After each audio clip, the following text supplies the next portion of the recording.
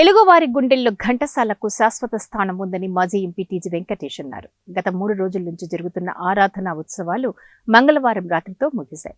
మంగళవారం రాత్రి హైదరాబాద్ నుంచి కళాకారులతో సంగీత విభావరి జరిగింది. ఈ కార్యక్రమానికి ముఖ్య అతిథిగా హాజరైన టీజీ వెంకటేష్ మాట్లాడుతూ ఘంటసాల తన పాటలతో తెలుగువారి మనసును దోచుకున్నారని అన్నారు. ఇప్పటికీ ప్రతి పల్లెలో ఆయన పాటలు మారుమ్రోగుతూ ఉంటాయని అన్నారు. 3 రోజుల నుంచి వివిధ ప్రాంతాల నుంచి గాయకులు వచ్చి ఘంటసాలను గుర్తు చేసుకుంటూ పాటలు పాడుతూ ప్రేక్షకులను అలరించారని అన్నారు.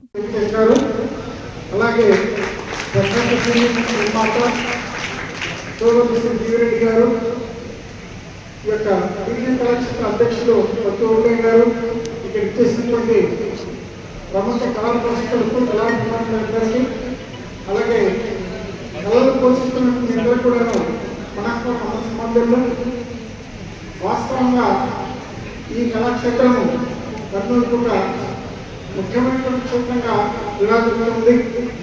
ఈ అవకాశం ఇక్కడ లేకపోయినట్లయితే మనలాంటి వాళ్ళందరం కూడా ఇక్కడ చేరేటువంటి అవకాశం ఉండేదే కాదని అటువంటి ఈ కళాక్షేత్రం నిర్వహిస్తున్నటువంటి టీ వెంకటేష్ గారికి ధన్యవాదాలు తెలియజేస్తూ, టీజీ వెంకటేష్ గారు ఈ కళాక్షేత్రాన్ని ఎంత రూపొందిస్తూ అలాగే తెలుగు సినిమా పరిశ్రమలో ఘంటసాల గారి పేరు వినియోగమాట.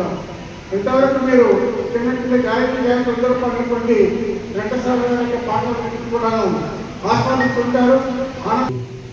అదేవిధంగా ఈనాడు ఈ టీజీవీ కళాక్షేత్రం అంటే ఫర్ లాస్ట్ 7-8 years నుంచి ఎన్నో విప్లవాత్మకమైనటువంటి మార్పులు దీంట్లో కూడా రాయలసీమలో మన కళాక్షేత్రమే నెంబర్ 1గా ఉండాలని చెప్పి మా మిత్రుడు వెంకటేష్ గారి అభిలాష. ఆయన అభిలాషకు అనుగుణంగా ఇక్కడికి ఎంతో మంది కళాకారులు రావడం, కళాత్మకమైనటువంటి హృదయాలు.